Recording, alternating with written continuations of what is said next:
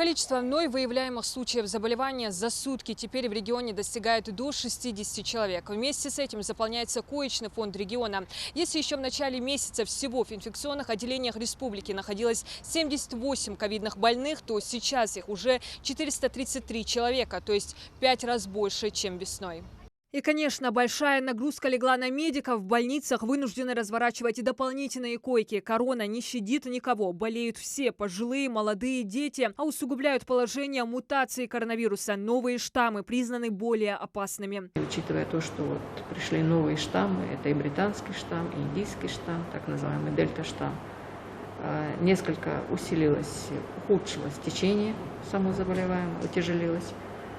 Больше тяжелых случаев, больше случаев с поражением, тяжелым поражением легких, больше случаев, когда именно стационарные больные у нас нуждаются в кислородотерапии.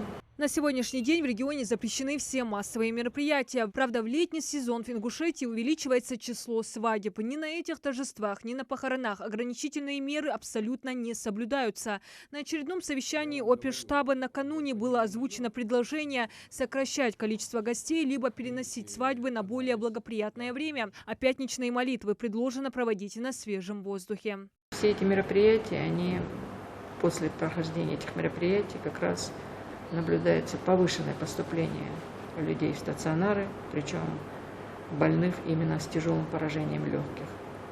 Значительно за последний месяц возросло и количество смертных случаев. Как отметили власти региона, если заболеваемость продолжит развиваться так же стремительно, нам не хватит ни коечных мест, ни лекарственных препаратов, ни кислорода. Главными причинами резкого роста считают несоблюдение санитарных требований и отказ от вакцинации. Сейчас эксперты приходят к выводу, чтобы побороть эпидемию, необходимо привить уже не 60% населения, а минимум 80%. Сегодня в стационарах при проведении мониторинга и в других субъектах, и в Республике Ингушетия в стационарах нету тяжелых больных, которые были вакцинированы. Если человек вакцинирован, то у него, соответственно, выработались антитела, и у него это заболевание протекает в более легком течении, чем у невакцинированного пациента. У невакцинированных пациентов в течение буквально нескольких дней развивается обширное поражение легких. Специалисты сообщают, новые штаммы наиболее заразны, пути передачи молниеносные и чаще всего передаются они воздушно-капельным путем. Поэтому настоятельно призывают носить маски, обрабатывать руки, соблюдать дистанцию. Также, несмотря на большое желание отдохнуть и развеяться, просят воздержаться от дальних поездок. Сейчас летний сезон, и в массовом порядке люди выезжают на отдых на побережье, там в Дагестан выезжают, на Черноморское побережье. Я думаю, вот в период такой высокой заболеваемости, наверное, можно отложить этот отдых до более благоприятных времен. Не обязательно выезжать, наверное, лучше переждать это время.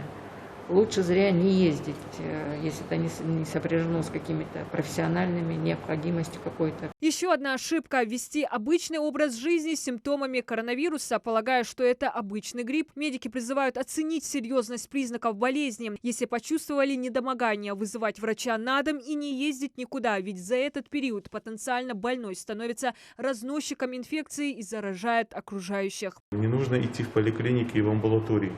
Вызывайте, объясняйте, звоните в амбулатории, звоните в поликлинику, объясняйте свою симптоматику, что вас беспокоит, замеряйте свою температуру и вызывайте на дом врача.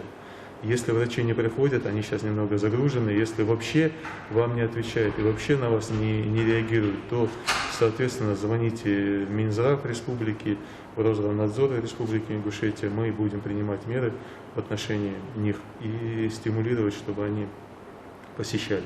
Долгое время Ингушетия находилась в зоне минимальной заболеваемости, когда в крупных городах количество зараженных достигало пиковой отметки. Сейчас же в этих мегаполисах ситуация стабилизировалась, число больных сократилось. Специалисты регионального Роспотребнадзора спад ковида в республике прогнозируют в лучшем случае в сентябре. Диана Дударова, Адам Далаков. Новости 24.